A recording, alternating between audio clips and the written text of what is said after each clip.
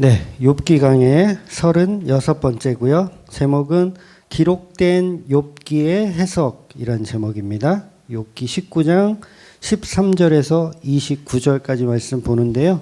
17절부터 26절까지만 먼저 우리가 봉독을 같이 합독을 하겠습니다. PPT 잘 돼 있나요? 17절부터 있나요? 26절까지?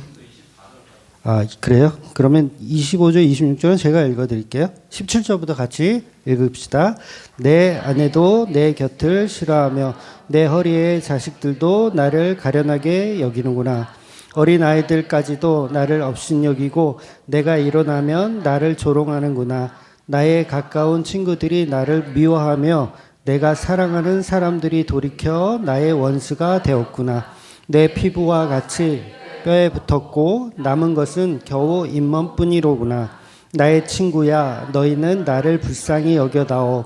나를 불쌍히 여겨다오. 하나님의 손이 나를 치셨구나. 너희가 어찌하여 하나님처럼 나를 박해하느냐. 내 살로도 부족하느냐. 나의 말이 곧 기록되었으면 책에 쓰여졌으면 철락과 납으로 영원히 돌에 새겨졌으면 좋겠노라. 이게는 나의 대속자가 살아계시니 마침내 그가 땅 위에 서실 것이라. 내 가죽이 벗김을 당할 뒤에도 내가 육체 밖에서 하나님을 보리라. 아멘. 네, 계속해서 욥의 대사를 보고 있습니다. 욥의 대사예요, 아직. 그러니까 오전에도 설명드렸지만 성령을 받는다는 것은 오순절 다락방에서 이제 성령 받았잖아요. 제자들이 받았는데 그것과 동일한 방식으로 지금도 우리가 기도 중에 막 불의 혀가 내려와서 우리 눈에 어떤 성령의 모습이 보이는 방식으로는 이제는 안 된다 그랬어요. 네, 이제는 안 됩니다. 어느 기도원 갔더니 거기는 정말 불의 혀가 내려오더라. 우리 한번 가보자. 그러면 가야 돼요? 안 가도 돼요? 네, 안 가도 되는 거예요. 거기는 이상한 데예요. 그거는 있을 수가 없는 겁니다.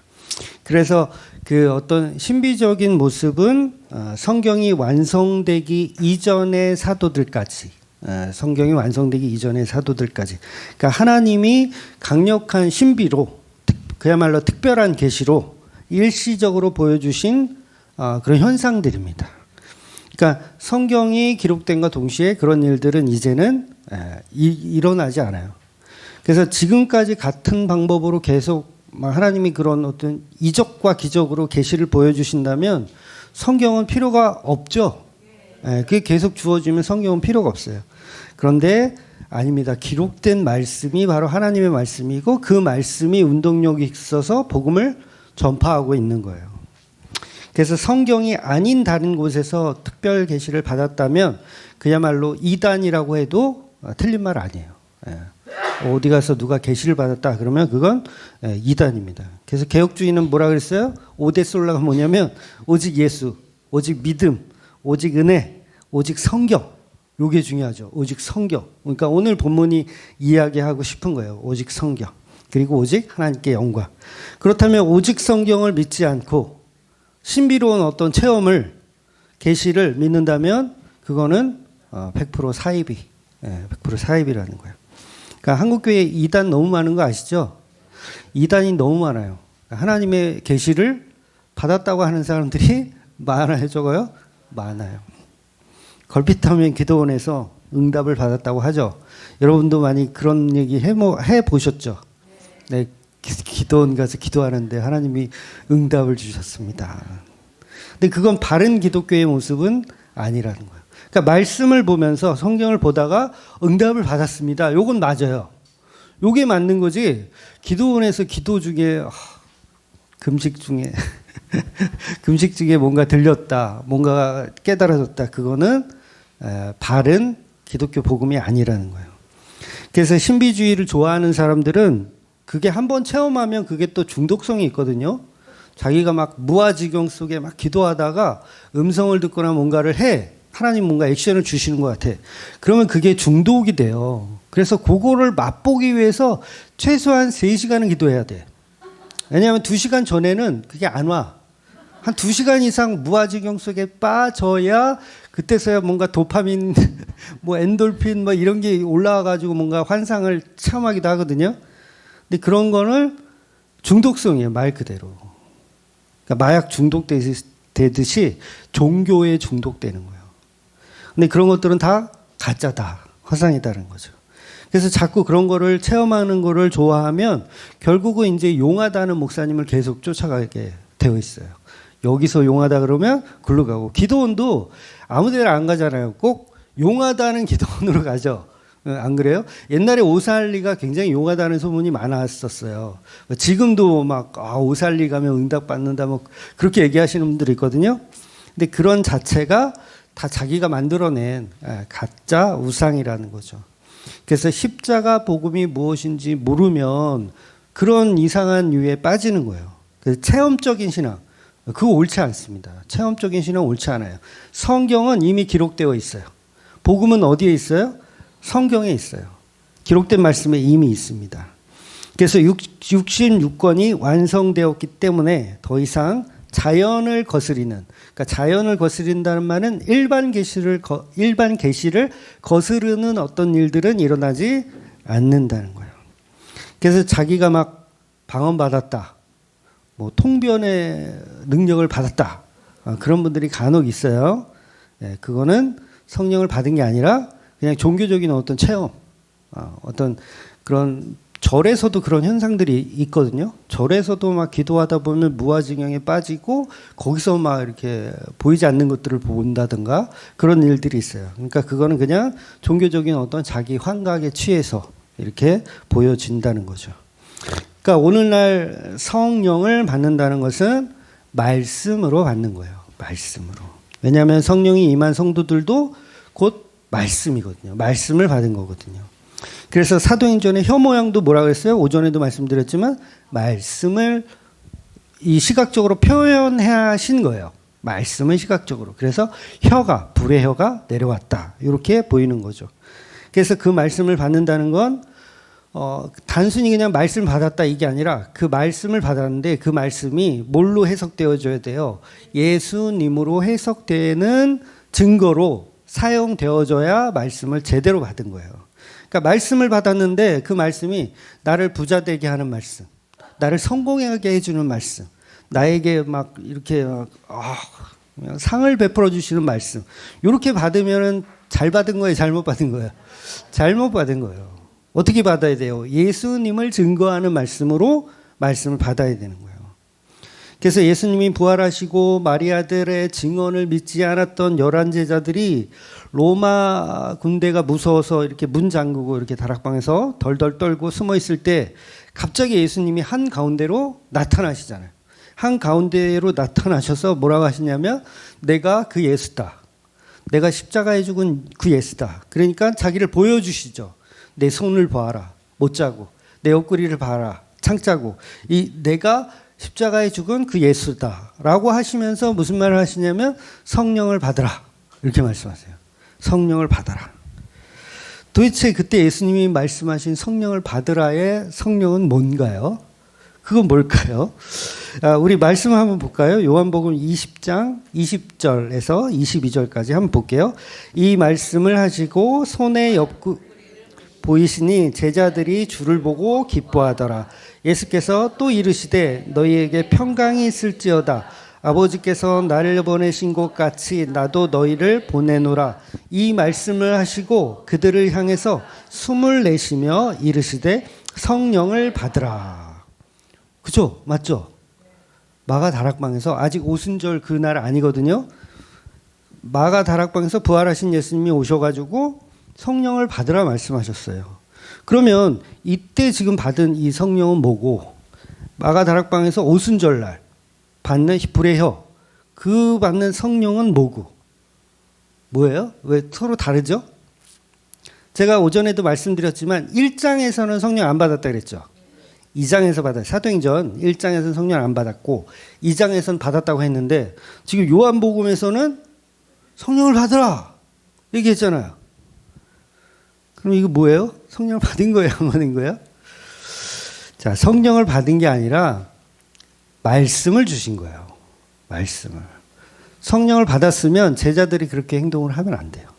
왜냐하면 제자들은 부활하신 예수님 만나고 나서 그 다음에 또 어디로 가는 줄 아세요? 갈릴리로 고기 잡으러 가요.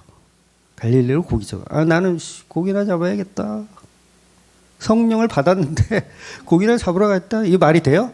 말이 안 되는 거예요. 그러니까 기록된 말씀을 아직 예수 그리스도로 풀어낼 능력이 아직 없었던 거예요. 그러니까 성령을 받아라 했지만 그 성령은 바른 성령의 의미가 아닌 거지. 제자들은 못 받은 거죠. 그 성령을. 그래서 이들은 오순절날 진짜 성령을 받는 거예요. 그래서 방언을 말하잖아요. 이게 뭐예요? 내가 받은 말씀을 말하는 거예요. 근데 말하는 건데 이 말을 알아듣는 말로 누가 바꿔주신 거예요? 성령께서 바꿔주시는 거예요. 그래서 이걸 방언이라고 하는 거예요. 그래서 여러분이 말을 알아들으면 그게 통하는 거잖아요. 언어가 같은 거잖아요. 그러니까 성령이 같은 언어로 일치시켜 주는 거. 왜 옛날에 우리 전화기 한참 개발될 때 막 교환원이라는 게 있었잖아요. 막 돌리다 보면 뭐 어디로 연결해 그러면 이게 어디로 연결해주고 막 그 연결해주는 그거.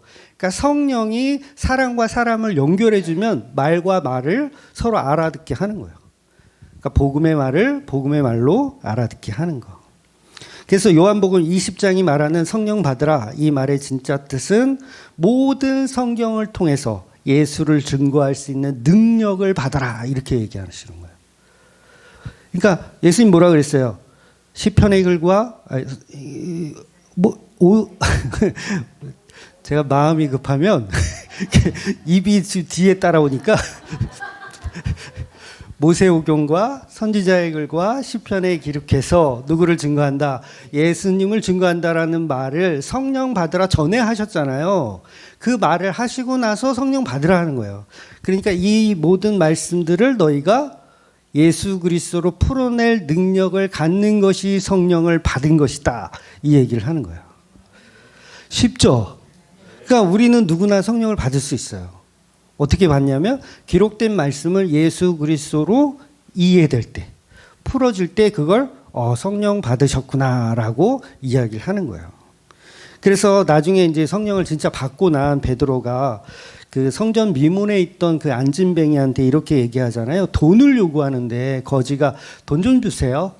돈 좀 주세요. 이렇게 얘기하는데 베드로가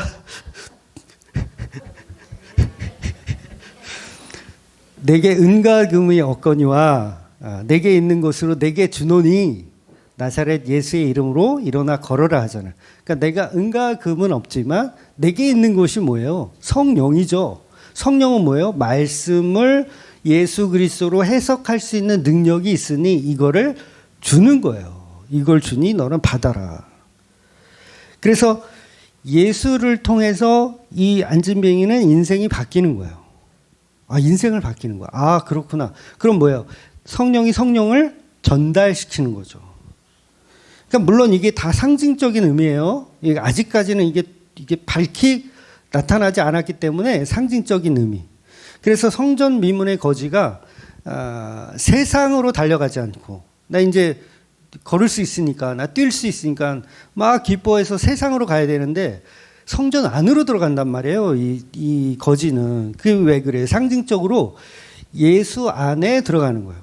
그리고 본인이 성전이 된 거죠. 예수를 모시는 성전. 왜냐하면 성령을 받으라 한 것을 받은 거니까 이 거지는. 그래서 그동안은 부정한 자의 모습으로 성전에 들어갈 수 없는 자였는데 이제 나사렛 예수의 이름으로 성전에 들어갈 수 있는 자가 되었고 즉 본인이 성전이 된 거예요. 왜냐하면 성령을 받는 몸이 됐으니까. 그래서 이걸 성전이라고 하는 거예요. 그러니까 저와 여러분은 예수를 해석할 수 있는 말씀을 우리가 받잖아요. 그럼 우리 몸이 뭐예요? 성전인 거예요. 말씀을 가둬두는 곳. 예수를 가둬두는 곳. 가둬둔다는 표현이 그렇지만 예수를 함께 연합하는 곳. 그래서 예수님이 믿음 없는 11 제자들에게 찾아가셔서 문을 걸어 잠그고 있는데 거기를 뚫고 들어가서 예수의 이름을 주시는 거예요. 그래서 예수를 해석할 수 있는 능력을 너희는 성령을 받았다라고 하는 거죠. 그래서 이걸 이제 누가복음으로 보면 이렇게 표현되어 있어요. 누가복음 24장 44절, 45절. 예. 또 이르시되 내가 너희와 함께 있을 때에 너희에게 말한 바 곧 모세의 율법과 선지자의 글과 시편이 나를 기록된 모든 것이 이루어져야 하리라 한 말이 이것이라 하시고 이에 그들이 마음을 열어 성경을 깨닫게 하시고 그죠? 이에 그들이 마음을 열어 성경을 깨닫게 하시고 그러니까 성경을 깨달았어. 마음을 열어서 성경을 깨달았더니 이걸 뭐라 그런다? 성령을 받았다라고 하더라는 거예요. 그래서 예수님이 성령 받으라 하는 거예요. 그러니까 무턱대고 나의 길을 받아라 이거 아니에요. 예수님이 오셔서 나의 길을 받아라 이렇게 해서 막 제자들 쓰러지고 이런 게 아니에요. 모든 마음을 열어 성경이 말하는 예수 그리스도를 깨닫게 하시더라. 그래서 성령을 받으면 랄랄랄라 방언을 하는 게 아니라 종교인처럼 자기 우월성을 갖고 방언도 못하면 창피하잖아요. 그렇죠? 교회 문화가 그래요. 저도 그랬어요. 교회 문화가 어디 수련회 가잖아요. 뭐 고등학교 때나 뭐 청년회 때나 수련회를 갔는데 방언을 못 받고 있어. 그러면 창피해. 나만 좀 믿음이 없는 것 같고 나만 좀 하나님이 안 좋아하는 것 같고 그러니까 뭐예요? 흉내를 내죠. 다 방언 받은 것처럼 흉내를 내. 그러니까 도저히 안 되면 선생님이 가서 야 혀를 위로 올려봐. 야 막 이렇게 기도를 하다가 혀를 위에 딱 올려봐. 그럼 이게 된다? 이게 뭐예요? 자기의 우월성을 갖기 위해서 쇼를 하는 거예요. 이거 엄연히 사기치는 거예요. 하나님을 상대로 성령님을 상대로 사기를 치는 거예요. 이걸 성경이 뭐라 그러냐면 이 외식하는 자들아 이렇게 얘기하는 거예요. 외식하는 자들아. 근데 그것도 모르고 우린 성령 받으면은 막 랄랄라 해갖고 이렇게 하면 굉장히 믿음 되게 좋은 사람으로 여기잖아요. 근데 성령은 그렇게 받는 게 아니라 기록한 말씀이 예수 그리스도로 믿어져야 되는 거예요. 그래서 그 성령이 하시는 일이 뭐라 그랬어요? 죄에 대하여, 의에 대하여, 심판에 대하여. 성경 보면서 그 말씀이 죄에 대하여, 의에 대하여, 심판에 대해서 예수님이 다 이루신 그 말씀으로 이해가 될 때 이 사람은 성령 받은 사람이구나 라고 이야기하는 거예요. 그래서 같은 성령을 받은 사람들은 서로 교제할 수 있어요. 말이 통해요. 말이 통해. 왜? 같은 방언을 말하는 거예요. 말이 통해. 근데 한 사람은 성령을 받고 한 사람은 성령을 못 받았어. 말이 통할까요? 안 통할까요? 안 통해요. 광화문 가는 거 옳지 않다고 얘기해도 아니래 무조건 가야 된대. 우리가 이때 뭉쳐야지. 언제 뭉치냐고. 그래서 성경을 예수로 풀지 않으면 지난주의 말씀처럼 그냥 종교적인 잔소리를 하는 거예요. 아무리 설교를 잘해도 예수로 풀어내는 설교가 아니면 종교적인 잔소리를 하는 겁니다. 그래서 욥기는 시가서라고 했죠. 시가서. 시예요. 시편. 그래서 선지자의 글과 시편에 나를 가리켜 기록된 모든 것이 이루어지리라. 그러니까 욥기의 말씀들이 예수님께서 이루실 일에 관한 이야기를 기록하고 있는 거예요. 놀랍지 않아요? 뭐 매주 하는 얘기니까 별로 놀랍지 않은데 이 말씀 자체를 모르는 교인들 많아요. 욥기의 말씀은 시편이다. 그러니까 이 시편이 예수님이 하게 될 십자가의 일들을 미리 기록한 것이다 라고 얘기하면 처음 듣는 얘기라고 생각해요. 근데 아니에요. 성경은 그렇게 봐야 돼요. 모든 성경을 다 예수 그리스도가 십자가에서 이루실 일로 예언되어진 책들. 그래서 이걸 언약이라고 하는 거예요. 구약의 언약, 신약의 언약. 그래서 욥기의 글이 예수님을 가리켜 기록된 겁니다. 그래서 모든 말씀들이 특히나 지금 이 욥의 대사들은 전부 예수님에 관한 이야기를 하는 거예요. 그래서 욥은 우리가 방금 본문을 합독했지만 확인할 수 없는 이야기들을 대사하고 있어요. 확인할 수 없는 이야기. 그러니까 욥은 실제로 경험하지 않았을 것 같은데 본문이 얘기를 하죠. 예를 들면 이제 13절부터 17절까지 확인되지 않는 이야기를 하는데 결정적인 게 이제 17절에 나와요. 내 허리의 자식들도 나를 가련히 여기는구나. 내 허리의 자식들도 나를 가련히 여긴대요. 욥의 대사예요. 그런데 욥의 자식들이 욥을 가련히 여겼나요? 이미 죽고 없어요. 욥의 자식들이 이미 지금 10명이 다 매몰돼 가지고 다 죽었어요. 근데 그 죽은 자식들이 욥을 가련하게 여겼다? 말이 돼요, 안 돼요? 말이 안 돼요. 그래서 어떤 해석자, 성경 해석자들은 요거는 좀 잘못 표기된 것 같다. 그러니까 욥은 형제, 사촌이나 어떤 형제를 이야기한 거지 자식을 이야기한 건 아닐 것이다 라고 추측을 해요. 근데 아니에요. 성경은 명확하게 보면 분명히 자식이라고 표현하고 있어요. 자식. 그런데 욥의 자식은 이미 죽고 없는데 욥을 가련하게 보는 사람 없잖아요. 그리고 그렇다면 그럼 아직 태어나지 않은 10명의 또 자식 또 있잖아요. 나중에 이제 10명 태어나잖아요. 그럼 그 자식들이 욥을 가련하게 여겼나요? 이것도 아니죠. 오히려 그 자식들은 욥을 굉장히 존경하고 욥을 굉장히 사랑했지 욥을 가련하게 여기지 않았습니다. 나중에 42장 가면 온 땅에 이렇게 아름다운 아이들이 없었다라고 할 정도로 칭찬하거든요. 그럼 이 아이들이 정말 착하고 예쁘고 잘 컸다는 얘기잖아요. 근데 자기 아버지를 가련하게 여겼다? 이 자체가 말이 안 되는 거예요. 그러니까 욥이 망해가지고 기어정을 벅벅 긁고 있고 막 이걸 아버지 불쌍해요라고 얘기하는 사람 없거든요. 없는데 그런데 왜 그렇게 얘기를 할까? 그리고 18절 보면 어린아이들까지도 나를 업신여기고 내가 일어나면 나를 조롱하는구나. 제가 욥기 전체를 굉장히 많이 읽어봤거든요.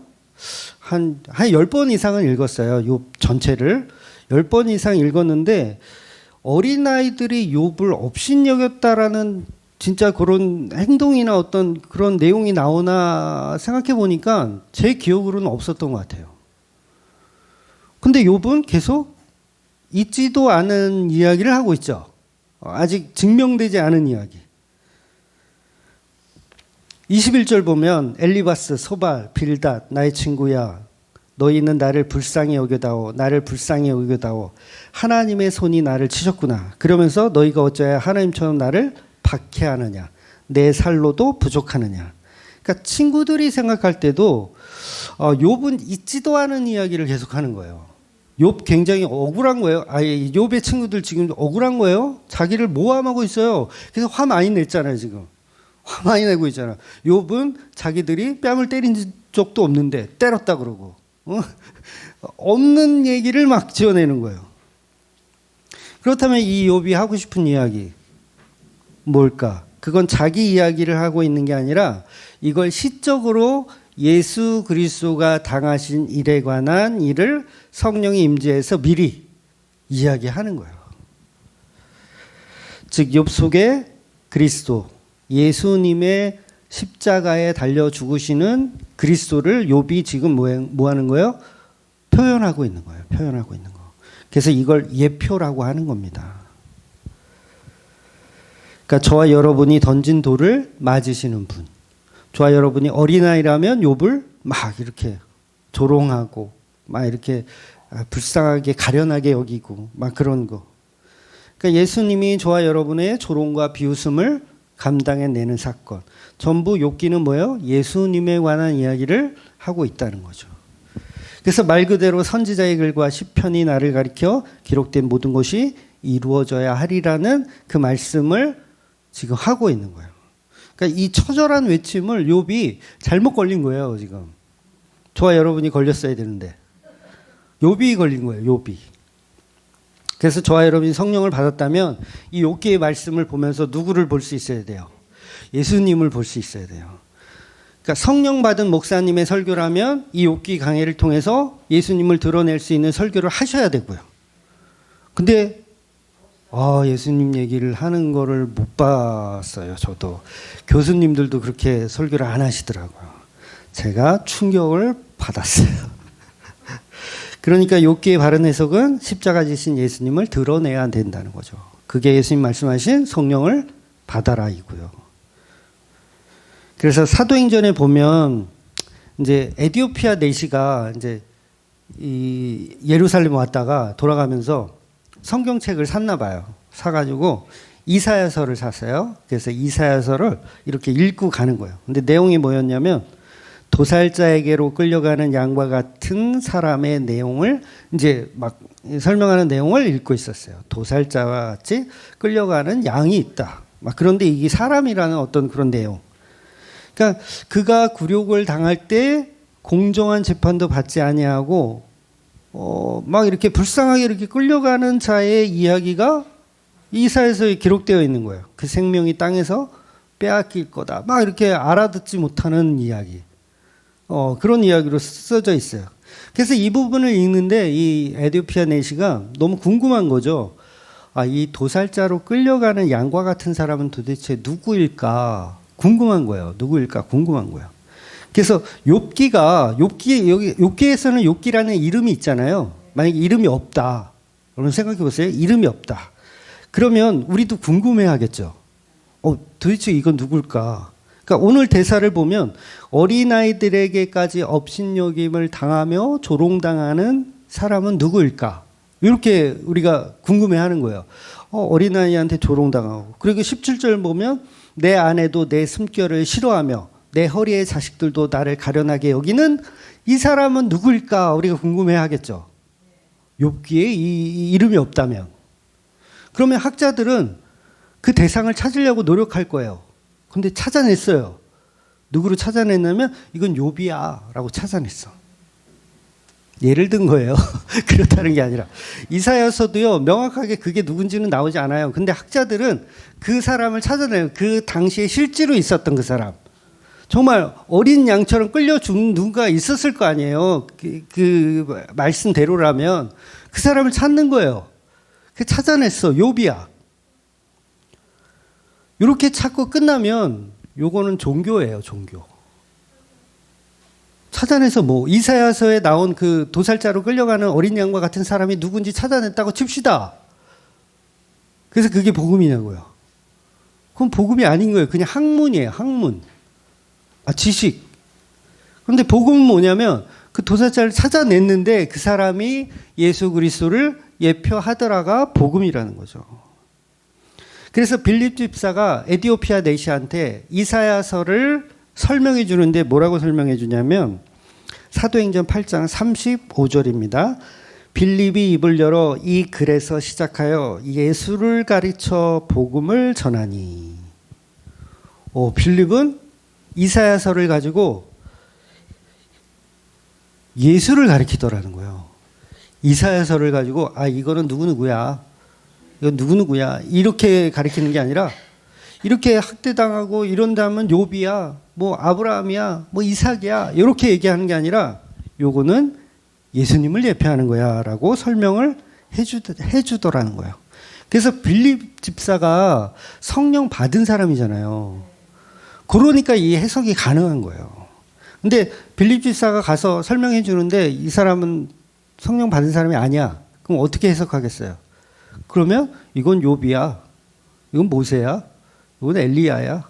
이건 이사야야. 이렇게만 해석을 한다는 거예요. 그래서 그걸 학문이라고 하는 거예요.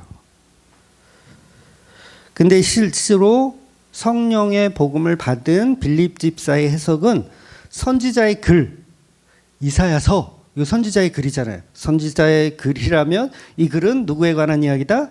예수님에 관한 이야기다. 너무 쉽지 않아요? 이렇게 쉬운 거를 교회들이 왜 모를까? 은혜가 없는 거죠. 은혜가 없는 거죠. 그래서 욥기는 당연히 예수 그리스도를 설명해야 된다는 거예요.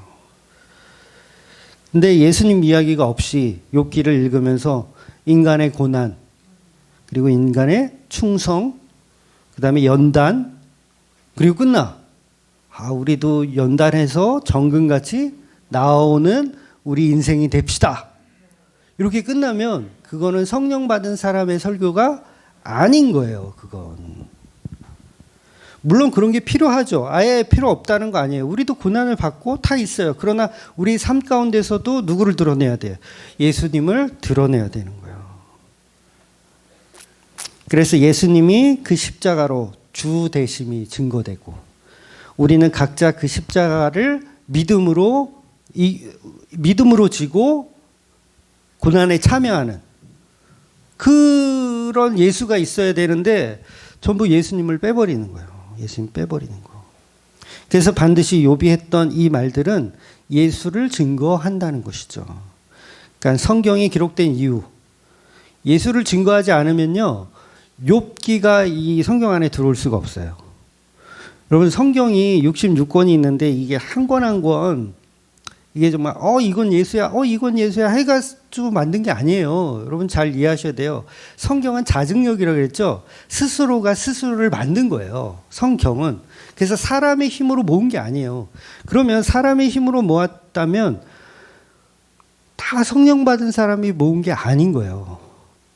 이게 좀 어려운 내용인데 성경은 스스로가 모이신 거예요. 쉽게 얘기하면 사람이 모은 거 아니에요. 사람이 모은 거 아니에요. 아가서 같은 거 어떻게 해석할래요? 거기에 예수님의 뭐 근처라도 오나요? 아가서가? 그냥 세상 사람들이 볼 때 어떤 종교인의 눈으로 볼 때 아가서를 어떻게 해석할 거예요? 해석할 능력 없어요. 성령을 받지 않으면 해석 못 합니다. 그런데 그걸 왜 성경 안에 넣었죠? 이걸 자증력이라고 하는 거예요. 성경 스스로가 자증력. 그런데 그 자증력 속에는 뭐가 있냐면 예수 그리스도를 증거할 능력이 있어요.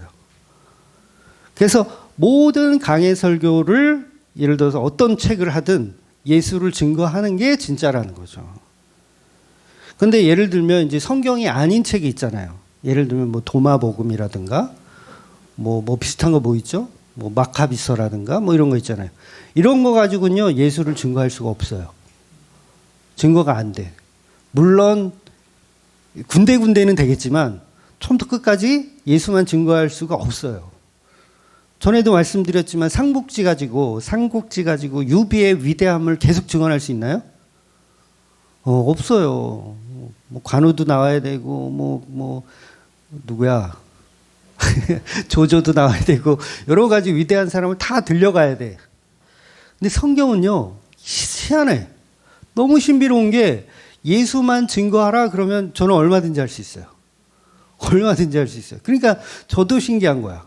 여기도 예수가 숨어 있고 여기도 예수가 숨어 있고 욥기 속에서도 당연히 예수님이 숨어 있는 거예요. 숨어 있는 거. 그래서 이런 숨어 있는 거를 보게 하시는 눈이 바로 방언인 거예요. 새 방언을 말하게 하고 이 새 방언이 뭔가 새로운 언어라는 얘기가 아니라 남들이 보지 못하는 그 문자를 볼 수 있는 능력. 그러니까 성경이 다 문자잖아요. 근데 이 문자를 예수로 해석할 수 있는 능력을 방언이라고 하는 거예요.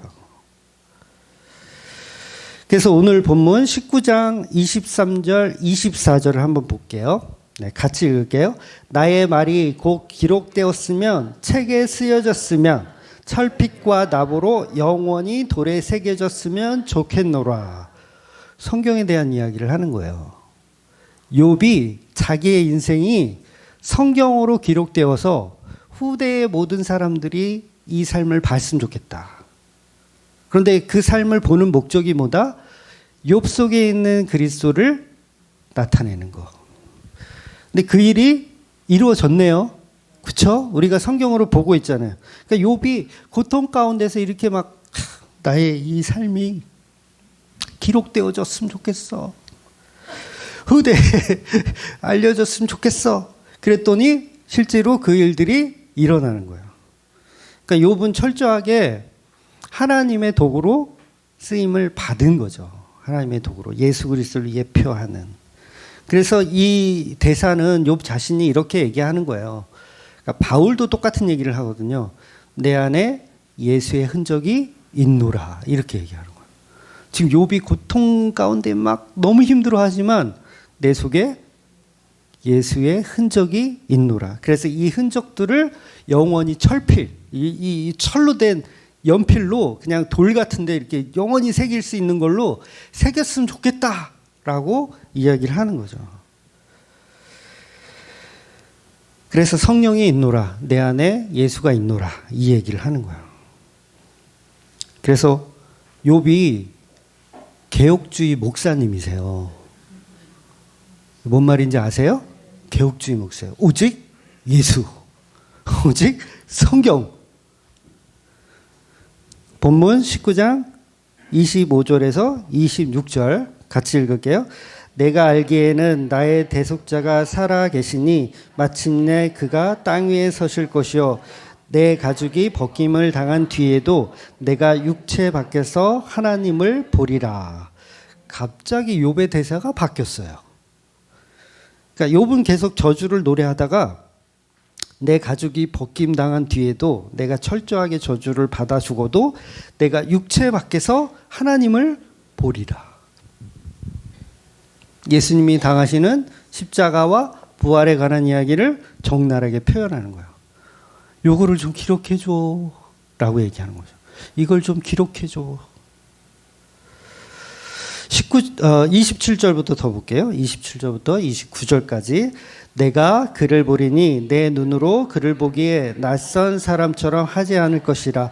내 마음이 초조하구나. 너희가 만일 이르기를 우리가 그를 어떻게 칠까 하며 또 이르기를 이레의 뿌리가 그에게 있다 할진대 너희는 칼을 두려워할지니라. 분노는 칼의 형벌을 부르나니 너희가 심판장이 있는 줄을 알게 되리라.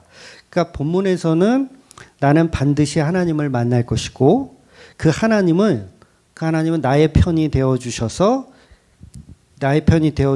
결국은 내가 복의 근원이 될 것이다라고 얘기하는 거예요.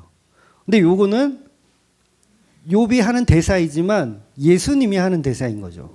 예수님, 내가 복의 근원이 될 것이다. 그래서 성경에 아브라함에게도 똑같은 말씀 주셨죠. 너에게 복을 주어서 너에게 잘하는 사람은 내가 복을 주고 너를 저주하는 자는 저주 주고.